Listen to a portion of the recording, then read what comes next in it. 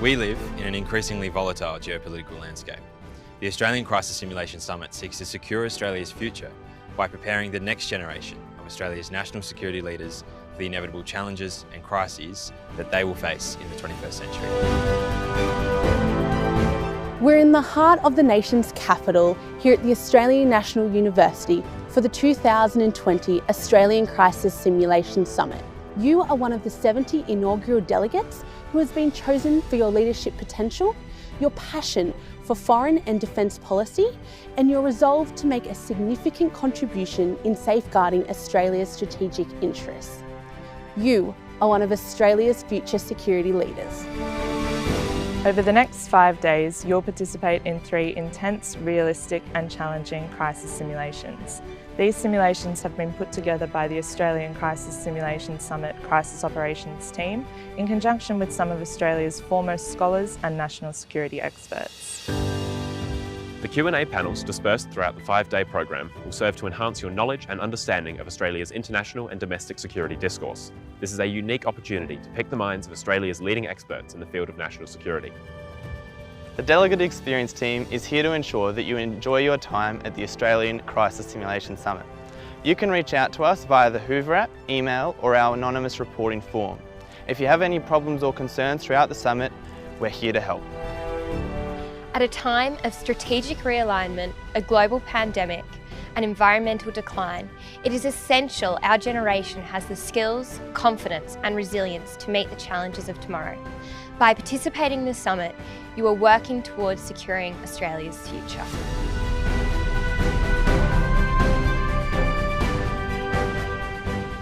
You are working towards securing Australia's future.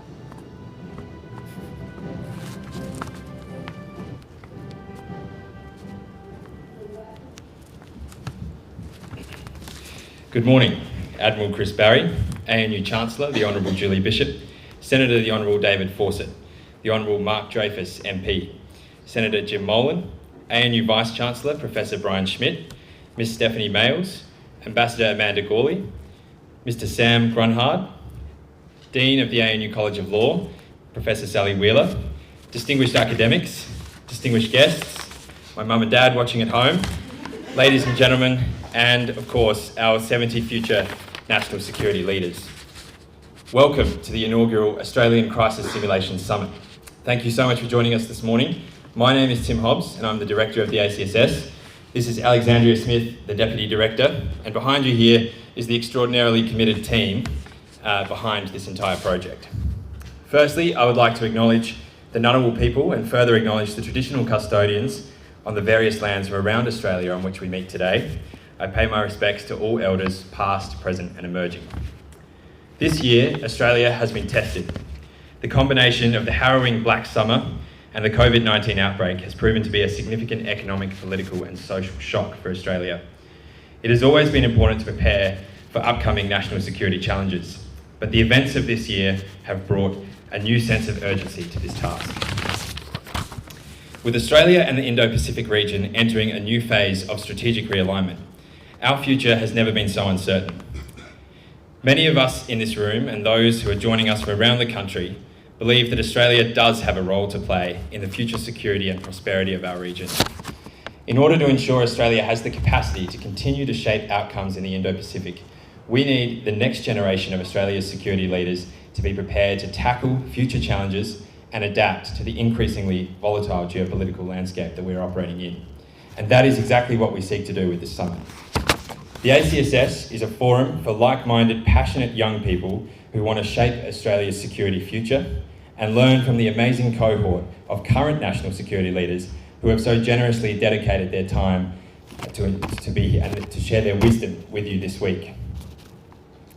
Future leaders will have the opportunity to build relationships, expand their knowledge, and test their skills in the midst of a real-life crisis.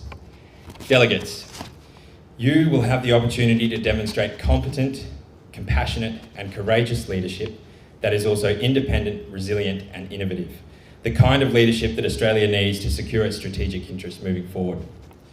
The program our ACSS team has developed for this week is phenomenal, particularly when you consider the major changes necessary to adapt the summit to a virtual environment. You will take part in 3 crisis simulations, hear from a range of national security experts and practitioners, and over the course of the week, you will have the opportunity to develop ongoing relationships with mentors and peers from around the country. Now, this event would not have happened without the generous support of our sponsors. I'd like to thank our primary sponsor, the Australian National University, through the ANU College of Law and the ANU College of Asia and the Pacific, for their initial investment and continuing belief in the ACSS. I would also like to thank our gold sponsors, the Department of Defence and PricewaterhouseCoopers, and our silver sponsor, the Department of Home Affairs. I would also like to extend a special thank you to the US Embassy and members of Canberra's Diplomatic Corps who have supported this initiative. I'd also like to say thank you to our other partner organisations, including the Department of Foreign Affairs and Trade, Commonwealth Bank, the Bureau of Meteorology, the National Security College, Clayton Utz, Trellis Data, the University of Canberra, and Conductor. Finally, I want to say a huge thank you to the entire ACSS team. The level of commitment, resilience, and creativity is unprecedented in any student team I've ever seen. The best thing about this project has been working with this tremendous group of people. I thank them all for the enormous sacrifices that they've made to ensure today and this week is a huge success. I'd now like to introduce the Chancellor, the Honourable Julie Bishop.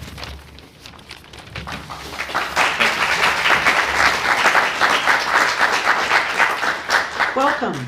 I'm Julie Bishop, Chancellor of the Australian National University, and I'm joining you from Perth, the traditional home of the Whadjuk people on Noongar lands, and I pay my respects to elders past and present.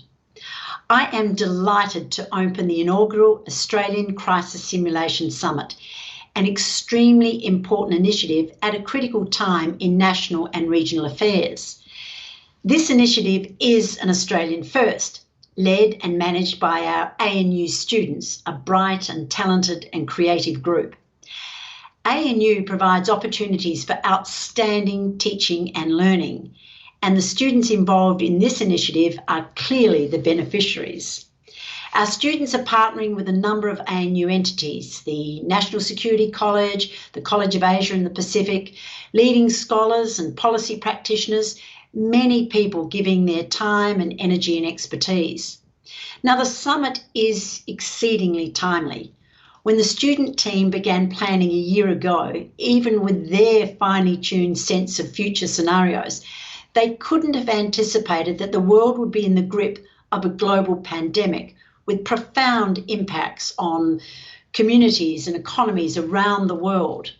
A crisis that now intersects with a number of existing megatrends, the great power rivalry between the United States and China, the potential economic decoupling of these two nations, a more complex and contested Indo-Pacific region, the disruptions caused by technological advances, the cyber risks, environmental challenges.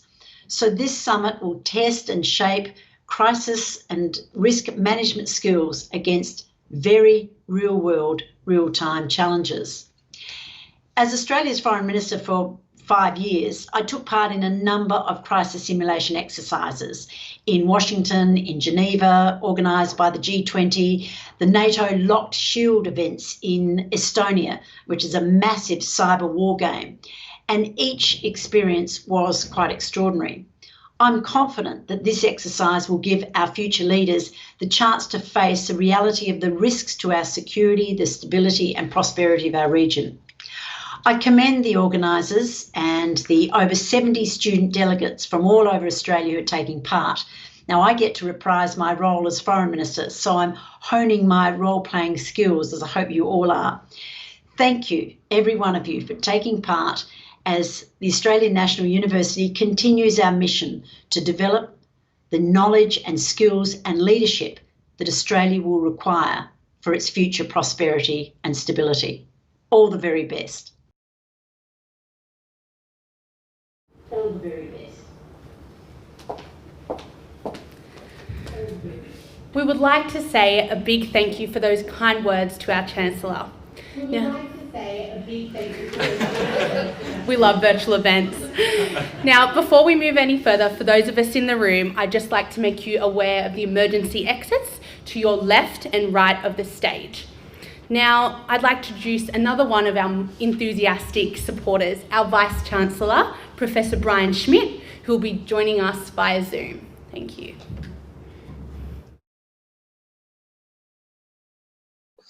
Thank you, Tim. Allow me to acknowledge and celebrate the first Australians on whose traditional lands and airways we meet. Pay my respects to elders past and present. Here on my farm, and I'm sorry that I'm not there today, it is the Ngunnawal people. I'm very pleased to see this initiative get off the ground. I've had the opportunity to work with the students since before COVID-19, and being able to bring together current and future national security leaders, as the Chancellor mentioned, comes at a very crucial time for Australians. And so I really do congratulate everyone who's participating in bringing this together and participating in the event itself. COVID, of course, has changed the way we live, operate, and react in our everyday lives. I am at home today because I developed a cold on the weekend and had a COVID-19 test yesterday, and I'm fortunately still clear, but I have symptoms, and so I'm not allowed to intermix with people in the community until they go away. So the crisis we are currently living through has affected many integral parts of life at personal, national, global levels. So I applaud the resilience of our community and our nation, and Australia continues to play a pivotal role in helping its region and the world, and we will continue to do so. We have, and we are, and we will continue demonstrating our resilience in combating these challenges ahead. And one of the things I hope emerges is just how we might do that going forward. Now, as the National University, we have a responsibility here at ANU to impact change by advancing public policy. We are fortunate to be well placed to influence public debate and help contribute to shaping national security discourse here in Australia. This ACSS is an incredible initiative and is testament to our students who are already contributing to change. It will be our students in this generation, whether here at ANU or around the country, who will lead our nation as future policymakers. And we need you to do a really good job. This summit demonstrates the importance of crisis management. The COVID-19 pandemic was unexpected and has lasted much longer than many had originally anticipated. That being said, there were lots of thoughts around what pandemics might look like, and it does look a bit like what we've seen. Well, the road ahead still looks problematic, and this moment of national crisis calls for a new era of national reconstruction. These sorts of initiatives help shape how we will learn and respond to the challenges as we move forward during the times of uncertainty, which are almost certainly, although there is uncertainty to come, we're pretty certain in that uncertainty, I'm afraid. So response to the challenging times is, of course, just half the battle. I won't keep you much longer as my esteemed colleagues and policy leaders continue to set the scene, and I'm looking very much forward to hearing what they have to say, because we do need to respond to the challenging times, but we also need to get on with our lives and plan for prosperity going forward. Lastly, I'd like to thank the organizers of the Australian Crisis Simulation Summit. I think we will find great insights at the end of this week, and I hope that this is the start of something that will leave a lasting mark and be a catalyst for change in the years to come. Thank you all for your hard work. Again, I'm sorry I'm not there today, but I do wish you the best of success and look forward to seeing the fruits of your labors in the months, years, and decades to come. Cheers. In the months, years, and decades to come. Cheers. Thank you very much, Brian, for those kind words. The 70 ACSS delegates who are joining us today hail from every state and territory from around Australia. They all passed a rigorous application process where we received over 350 applications, which is fantastic for the first year that this is being run. These 70 future leaders are an extremely impressive cohort of students, and I'd like to introduce them to you now through this video.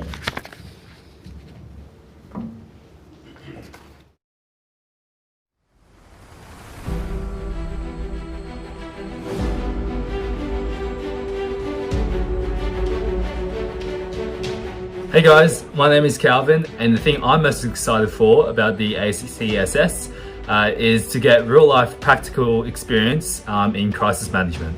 I'm really excited to be working with a cohort of like-minded and passionate students in facing upcoming issues in national security.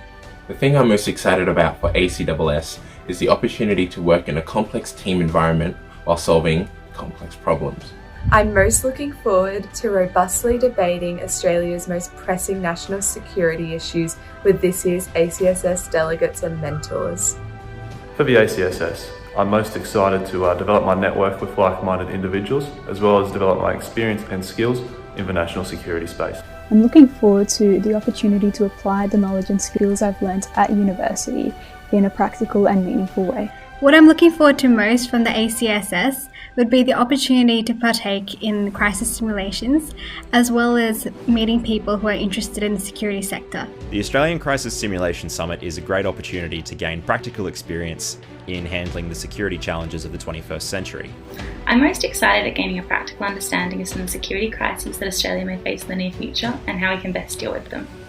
What I'm looking forward to the most at the ACSS is discussions with my peers and key speakers to expand my knowledge base. I'm really excited for the Australian Crisis Simulation Summit to meet some new people and also learn a lot more about national security. I'm Xavier Wilkes. I'm currently based in Canberra and I'm most excited to hear diverse takes on the future of Australia's national security. I am very excited for the ACSS, particularly to connect with like-minded peers and young Australians from around the nation during the simulations and to gain real-time feedback. Meeting people who are right at the forefront of ensuring our national security and shaping policies that can guarantee our prosperity. I'm really looking forward to this opportunity to go beyond what I've learnt in class and to meet and learn from the amazing professionals in the field who are taking part in this event. And I'm most excited to see how bureaucracy and organisational dynamics affect decision-making in national security policy.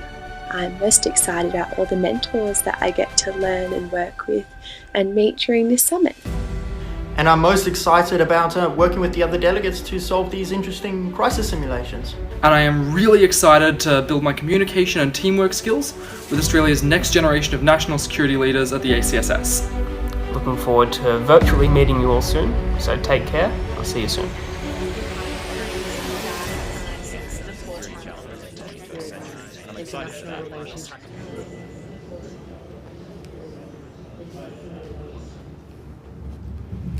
Well, I think we can all agree it is so great to see that our delegates are so excited for the week ahead. I'd now like to introduce the first of our three major sponsors. To speak on behalf of the ANU College of Law, I would like to welcome Professor Sally Wheeler, Dean of the ANU College of Law.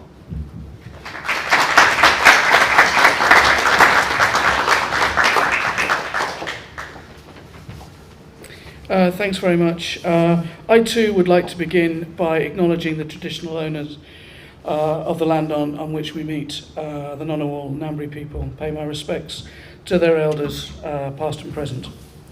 In addition to being Dean of the University's College of Law, I'm also, on behalf of ANU, Pro-Vice Chancellor for International Strategy, and this is in part what attracted me to sponsoring this event.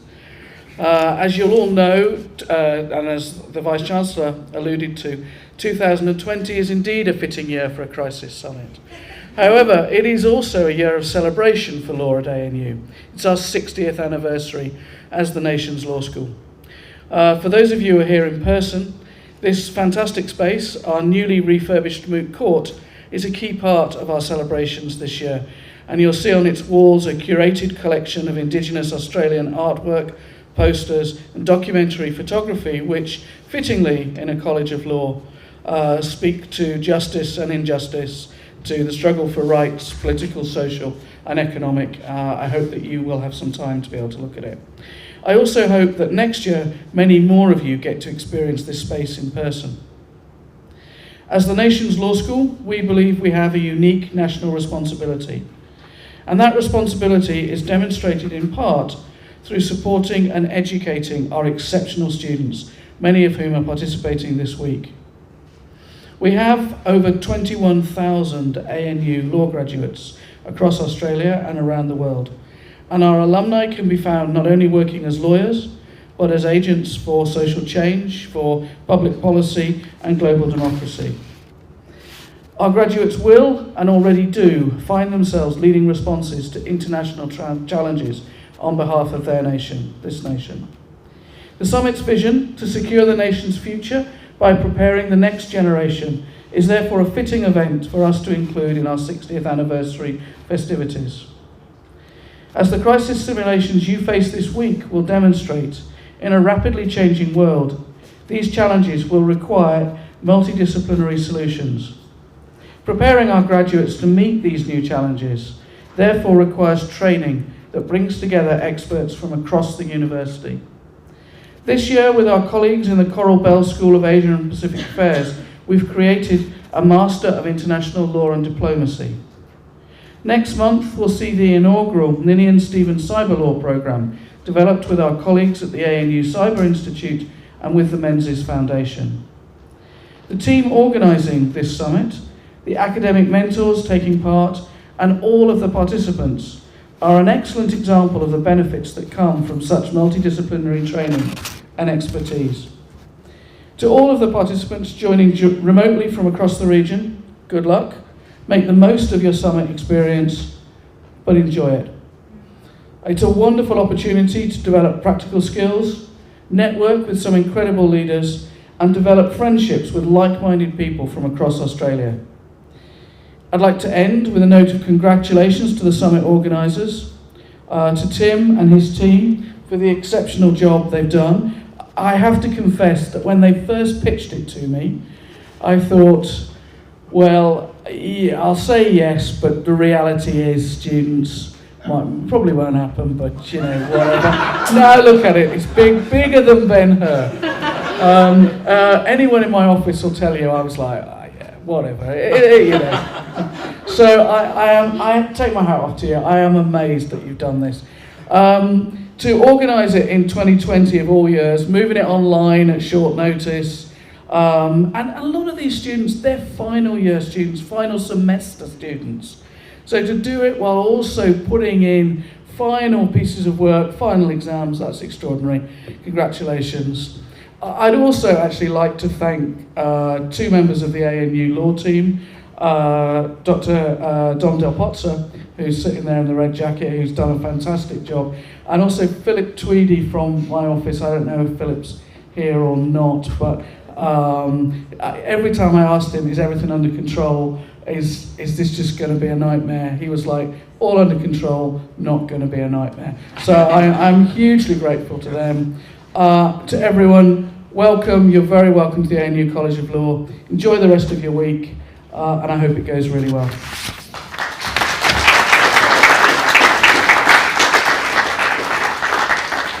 Thanks so much, Sally. And yes, I think a number of the team members share the sentiment on not thinking it would actually happen. So it's so good that we're all here. So the ACSS is privileged, as I've said, to have PwC on board as a gold sponsor.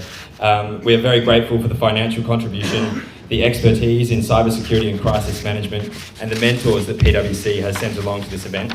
So I'd like to invite Ms. Stephanie Mayles, the Managing Partner of PwC Canberra, to address the audience. Thanks, Stephanie.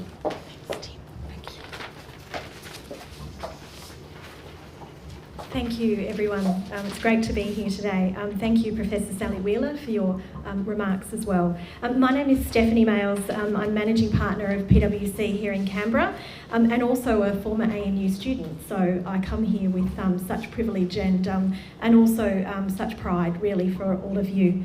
Before we begin, I would also like to acknowledge the Ngunnawal people, who are the traditional custodians of the land on which we are meeting today, and pay my respects to the elders of the Ngunnawal Nation, both past and present. And I extend this respect to all Aboriginal and Torres Strait Islander peoples who join us today. And we are truly blessed to live on this amazing land.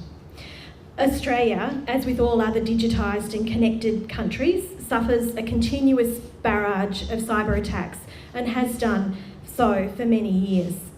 Cyber attacks to operational technology are becoming increasingly sophisticated, with the potential to cripple critical infrastructure.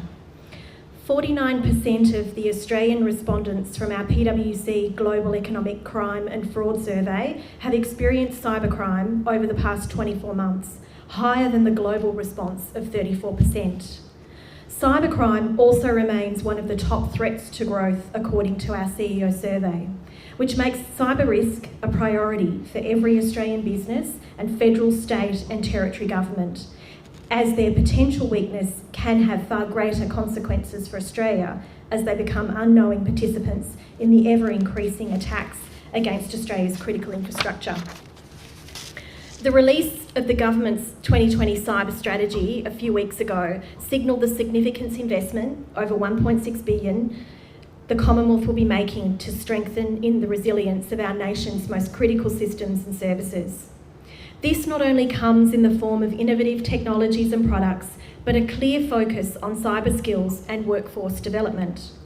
Cyber attacks over the last few years have shown us that they cannot be defended with just better technologies.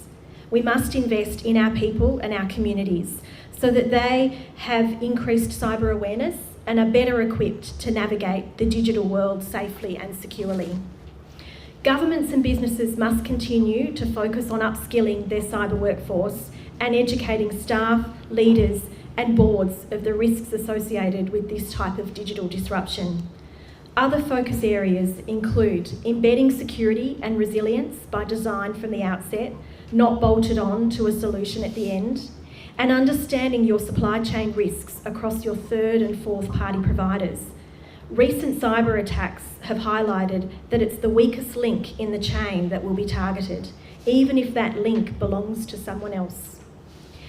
PwC Australia is a network of firms in 158 countries with over 250,000 people, and we are among LinkedIn's top companies for where Australians want to work. That comes with a great deal of responsibility for us. Our cybersecurity practice addresses some of the most urgent issues faced by businesses and government. We help our clients understand the nature of cyber attacks and the impact on their business by identifying security risks and planning effective ways to address these. We support client leadership teams to define their risk appetite and a proportionate target state of cyber capability and maturity to deliver it. We help our clients define and assure complex control solutions to help them manage their risks. We're incredibly proud to be supporting ACS's vision to prepare and empower the next generation of national security leaders for the inevitable challenges they will face in the 21st century. Our purpose at PwC is to build trust in society and solve important problems, and we believe the most important problems are better solved together. We want to foster the next generation of national security experts who we will all be relying on to keep us safe from cyber threats in the future. With this in mind, I hope you have a great week ahead. We look forward to engaging alongside you in what promises to be an excellent program. Please keep an eye out for our PwC colleagues who are thrilled to be a part of the summit events this week. Thank you.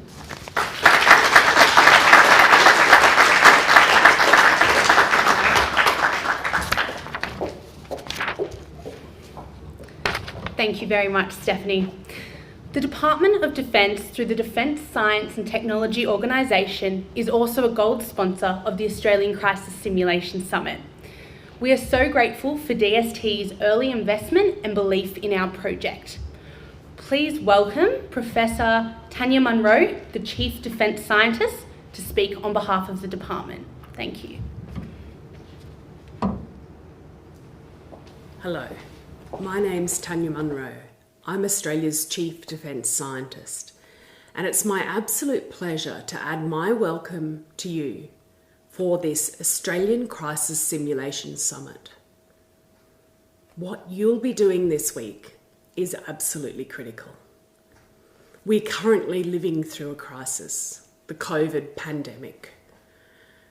Earlier in the year, we faced unprecedented bushfires.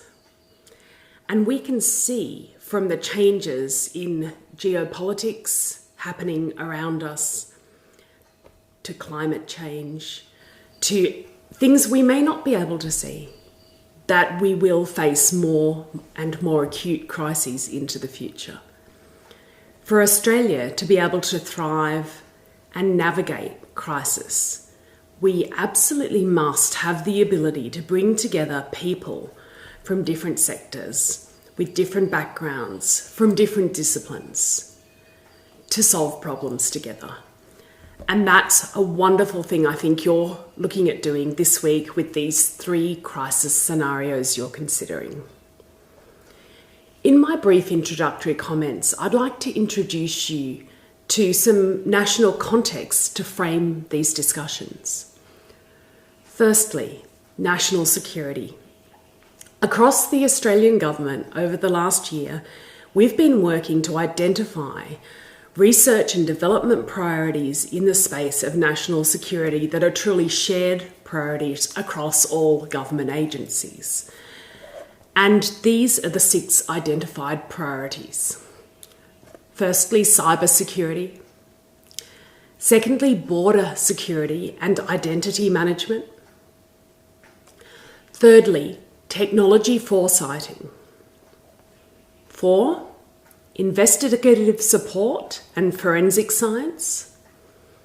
5, intelligence.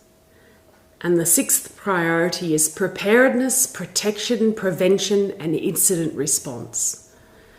Now, our intent with these priorities is to provide clarity to our partners, to our academic communities, on the areas of focus in which we particularly need to grow capability, grow collaboration, and grow a shared understanding of how we can work to solve problems. As Chief Defence Scientist and as the person responsible for Defence Science and Technology Group, I lead the coordination of science and technology for Australia's national security community, working with agencies across government and, of course, with our academic colleagues, with industry and with our international partners, particularly the Five Eyes. I'm looking forward to hearing the outcomes from this summit so that we can refine, develop and shape the way we engage to be able to draw on the brains of the nation, the passion of the nation and our capability at times of crisis. And the more we hone our ability to do this, the better we'll be able to deliver outcomes and impacts for Australia. More broadly, Australia faces an increasingly challenging and contested security environment over the next decade, and our interests will be tested more and more frequently, as outlined in the Defence Strategic Update that was launched on the 1st of July this year. This Defence Strategic Update reinforces the government's commitment to invest in a strong, sustainable and secure Australian defence industry and national innovation ecosystem. This paints the context for our new Defence Science and Technology Strategy, More Together, which at its heart has 8 star shots, which are challenging problems that we need to solve for Australia that will bring together people from all fields and industry to solve problems. Within DST, I have 2,500 of Australia's wonderful scientists and engineers, but we need to work more and more on the problems that are classified that can only be done within government. And we need to get better and better at working with people in our university sector and in industry to make sure that we can amplify and scale up our capability in these areas of focus and pull it through to capability for the Australian Defence Force. Good luck this week. I look forward to hearing the outcomes of your deliberations and most particularly the insights on what we need to do differently, more of or less of, to be able to draw you in and colleagues around Australia to solve problems that we'll face into the future. Thank you. Thank you.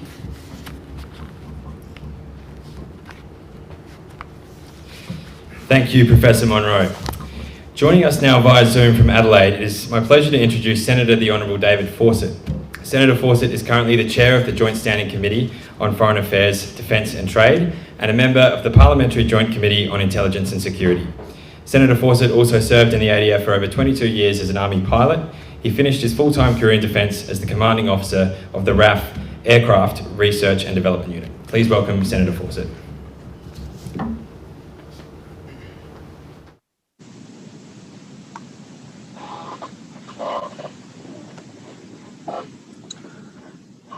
Well, good afternoon. Thank you very much, Tim, for that introduction. And more importantly, Tim, to you and your team, congratulations on what you have pulled together. It's a fantastic effort. To my current and former colleagues, to Julie Bishop, now Chancellor of the ANU, Jim Molan and Mark Dreyfus, welcome and thank you for being part of this exercise. Just also like to thank the various heads of mission, diplomatic staff, members of ANU, Defence, media and others who are participating to make this whole Australian Crisis Simulation Summit come together. The purpose statement, I think, is really important. It's about preparing the next generation of leaders for the inevitable challenges. And I'll come back to those two comments a bit during my remarks. Whilst the summit says on your flyer it's been designed with COVID-19 in mind, I'd actually like to take you back to just some aspects of three key events that have occurred over the past 100 years. Because these events were influenced by leaders who variously couldn't imagine or couldn't see or didn't see as a priority events that were occurring in their world. And their responses to those events then shaped things incredibly. And that's not a judgmental statement. People in public life are often busy, and all of us often tend to see things through the context of our own lived experience, which is why the preparation aspect of this is so important. So in line with the summit's purpose, I trust as we step through these three events, as you step through the whole purpose of this summit, that you will take a step on your journey to becoming leaders who are characterised by an ability to reflect, to imagine and to prepare. So 19 years and 3 days ago, leaders in the US, in fact, most of us around the world, couldn't imagine that a terrorist group, 19 individuals, would use modern technology and the open society that we have to launch the attacks that are now known just as 9/11. Big picture, that was a paradigm shift, which has affected decades of security planning, investment and operations around the world. But at a more granular level, it's important to understand that the first communications about how the US should respond to this came from Betty Ong. Betty was number 3 stewardess on board American Airlines Flight 11. Sergeant Powell, he was the first person who picked up the phone at the North American Aerospace Defense Command when people from air traffic controllers were saying, I think we need to do something about this. Do you guys know how we can launch an F-16? And so people were grappling with the import of these events and how they should or could respond to them. Air traffic control, nobody thinks much about the fact that with all these aircraft airborne, nobody knew how many of them were potential weapons. And there was both a safety and a national security imperative to get over 5,000 aircraft onto the ground at unintended destinations within 2 hours, a remarkable achievement and showed how well people can actually adapt. Around 78 years ago, there were leaders who couldn't see.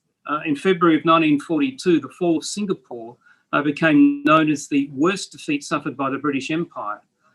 Most people know the history. They have a fantastic naval defence. They were expecting a naval attack. They didn't see the fact that the Japanese may actually use the land down the Malay Peninsula. And even when the British had knocked out all the bridges, the fact they used bicycles meant that they had speed and mobility that they just couldn't see occurring.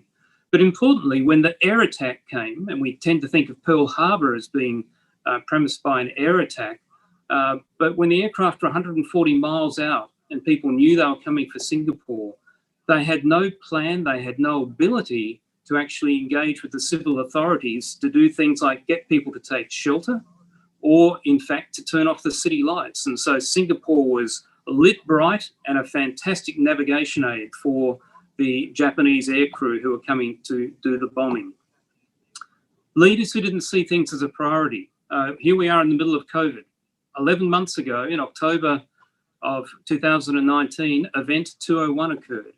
That was a crisis simulation for a zoonotic global pandemic, building on 2 or 3 previous crisis simulations. Big organisations, the Johns Hopkins University, the Bill and Melinda Gates Foundation, World Economic Forum. 15 leaders took part, only 15 leaders. And what that highlights is that for many people, this wasn't a priority that they wanted to participate in, nor were the recommendations a priority for them in terms of preparing. So from those 3 events, there's a few key things that we can learn, both in terms of COVID, but also in terms of the circumstances that led to the strategic update of 2020. Firstly, the threat is not predictable, but history is important. When we look back in the 1930s and we see the Japanese invasion of Manchuria and the reluctance of the global community to stand up and intervene because they were tired of conflict, they were tired of the First World War, they didn't feel prepared. Likewise, when Germany took back Rhineland, when Germany wanted Czechoslovakia and what was known as the betrayal of the agreement between various powers who didn't feel prepared and didn't feel that they were ready or the population would support going back to war. When Russia and its forces took Crimea and invaded East Ukraine, the South China Sea, the undermining of Hong Kong's basic law. There are many examples in history where patterns repeat, and we can learn about the importance of how we respond, particularly to authoritarian regimes in those contexts. We also learn that human nature is relatively consistent. We saw, despite all the global norms that have underpinned peace since World War II, nations responding in a very nationalistic way, putting the interests of them and their people, understandably, but putting that first ahead of international agreements and norms and the collective support that we've had in the past. We also see that technology changes, and particularly at the moment, the digital disruption is changing the way we think about not only information, but about warfare and threat. And it's brought in part this whole concept of non-linear warfare, where the demarcation line between an aggressive act is no longer a kinetic effect of bullets or bombs, but it can be around cyber theft, theft of IP, disruption, things like the electricity grid in Ukraine being taken down by cyber attacks out of Russia ahead of some of those actions. And so there's a linear response there. So whilst human nature is relatively consistent, technology and context changes. And the last point I think we learn is that the responses that we need, the preparation we need, needs to be from both a whole of government perspective and a whole of society. So as we look at things like the 9/11 attacks, as we look at the fall of Singapore, the preparation there was not just from the national security leaders, people in uniform or in our intelligence agencies, but it had to be a whole of society preparation or whole of government in terms of those different entities. And the same is true for any preparations that Australia may take. And whole of society, if you look at when Neville Chamberlain was the Prime Minister of the United Kingdom in that whole period in the 1930s, the role of big business, the role of media in terms of influencing the thinking of politicians and those policy outcomes was quite critical because people didn't want conflict. And yet being prepared to take action may have been the thing that prevented World War II and all of the loss that went along that. And so the whole of society, to a large extent, leaders that are preparing and thinking need to be bringing the thought leaders within the broader society with us. So as we look at the Strategic Update 2020, being prepared to shape and deter and, if necessary, respond, and I would add on that in brackets, and win, we must actually always have that outcome in mind. The question is, what can you learn from this summit? Well, I'm hoping that what you'll learn from this summit is what we need to be looking for in terms of the shaping, the deterrence and the respond. Having a deeper understanding of who has to be involved in that process, who do you need to communicate with, share thinking with, get insights from, so you understand what are the other aspects of the whole of our society, our critical infrastructure, as well as our media and our business, as well as the things that you would think of, the hard edge of security like our Defence Force and our intelligence agencies. And lastly, how should we respond? Do we respond like Chamberlain with appeasement? Do we respond more like Churchill with hard action? Somewhere in between? How do we nuance that in an age of non-linear warfare where the threshold from emerging threats and actual damage being done are quite often overlapped? What's the trigger point at which we take action, and what would those responses look like? So I'm hoping as you go through this whole process, you will become people who are characterised by the ability to reflect on history, to see what we can learn by past conflicts, by past crises, the actors involved and how they responded. That you can imagine the future, that you will be able to see the bicycle being used, the airliner being used, that you'll be able to see the alternate approaches, the threats, that we haven't had a pandemic since 1919. And so people have assumed that science has overcome that, which is why people didn't see Event 201 and the recommendations from it as a priority. People who imagine what may happen and how we may need to prepare. And the last part is you'll be people who know how to prepare. It's easy to talk about planning, but if you look at the words of Napoleon Bonaparte, he is quoted as saying that he's not a genius. It was the hours he spent in imagining and trying to understand what may happen and going through detailed preparations of his options that made him look good in the battlefield. And so that's where a modern military appreciation process tries to say, what are the possible courses of action an enemy or a threat might take? How might we respond? What are the benefits and risks of each approach?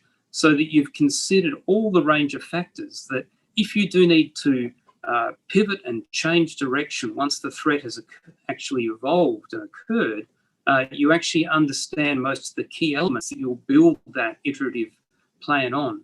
It takes you back to Field Marshal von Metke in the 1800s, who coined the concept that a plan doesn't really survive the first engagement with the enemy main force. And we've certainly seen that in recent times, that events change quickly and what we've planned for may not be the threat that evolves, but having done the planning, we can actually adapt and respond in a considered way. So can I just again congratulate the team who's put this together, congratulate all the participants for putting a hand up to nominate, for being the people who've been selected to be involved. I wish you all the best for the summit itself, and particularly I wish you success, not only during the summit, but for your future careers to become leaders, people who can reflect, who can imagine, prepare, and communicate to give Australia a more secure future.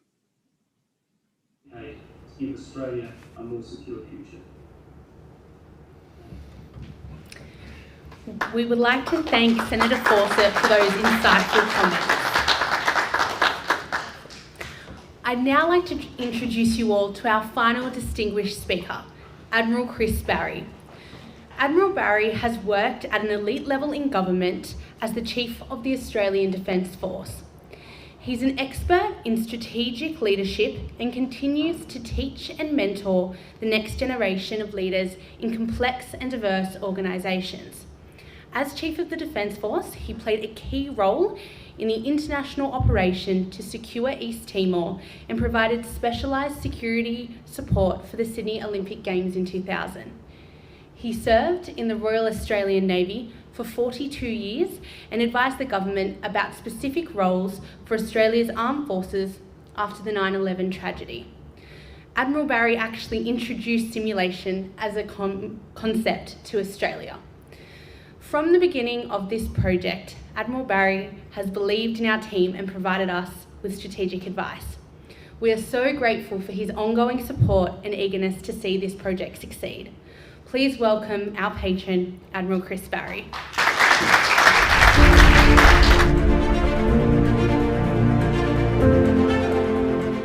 Look, I think this is... I'd like to pay my respects to our Indigenous communities all around Australia, to their elders and their leaders, and for what they might teach us about stewardship of this land in the future. I'm not going to take too long because I have an important duty to perform at the end of this little talk, but there is a word that David Fawcett used which I'd just like to pick up on: imagination. And I'd like to do it in the context of the kind of world we now live in. By my reckoning, the Australia of the future, let's say in 2050, will have about 43 to 46 million people. We'll be living in a region of about 3.5 billion people. And much of the luck that we had from 1901 till now will not be there unless we find different ways of asserting our world, shaping our world to advantage over the next 30 years. Now, I talked about imagination, and it's very interesting that David Fawcett picked up on the 9/11 attacks. In August of 2001, the American Security magazine had a front cover on it: World Trade Center secure at last. And that article referred to the installation in the basement of the World Trade Center, which had been attacked in 1993, to make sure that could not be repeated.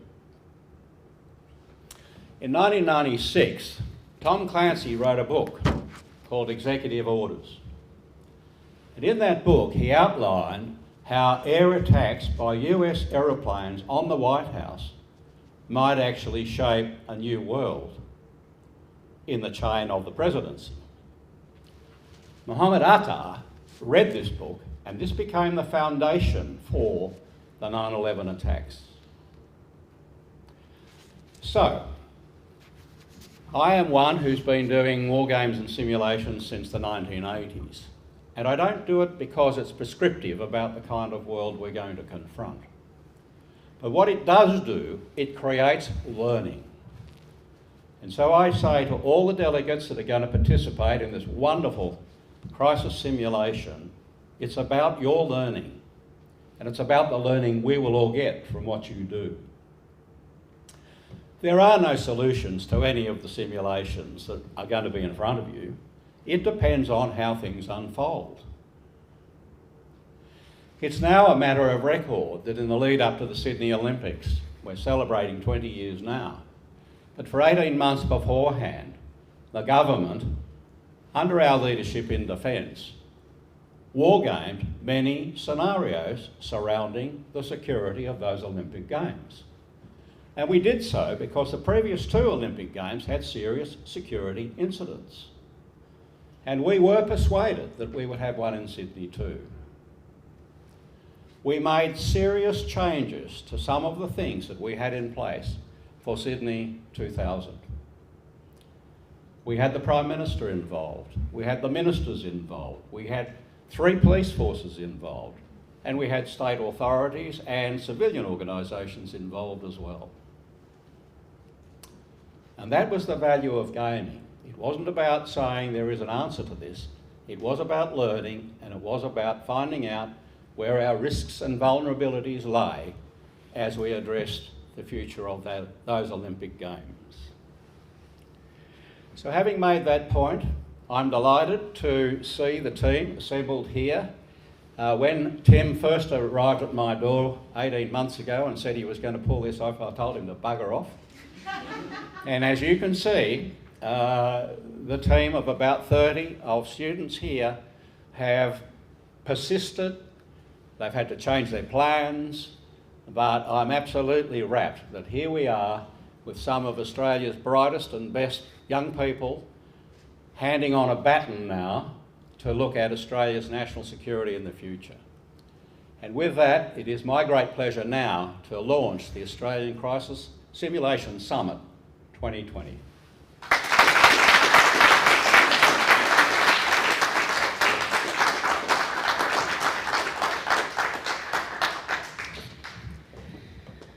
So we want to thank you all so much for coming to the opening ceremony of the Australian Crisis Simulation Summit for 2020. To all our virtual participants, it's now time for you to jump off this live stream and join Professor Brendan Sargent, Senator Jim Molan and the Honourable Mark Dreyfus MP on a Zoom call to discuss national security decision making in politics. For all of our in-person guests, if you have time, please help yourself to the wonderful morning tea and lunch that we have had provided. And please make sure to introduce yourself to some of our incredible team whom without them, this project would not be able to exist. We appreciate you all taking the time out to come this morning and for your ongoing support of the Australian Crisis Simulation Summit. Thank you and enjoy.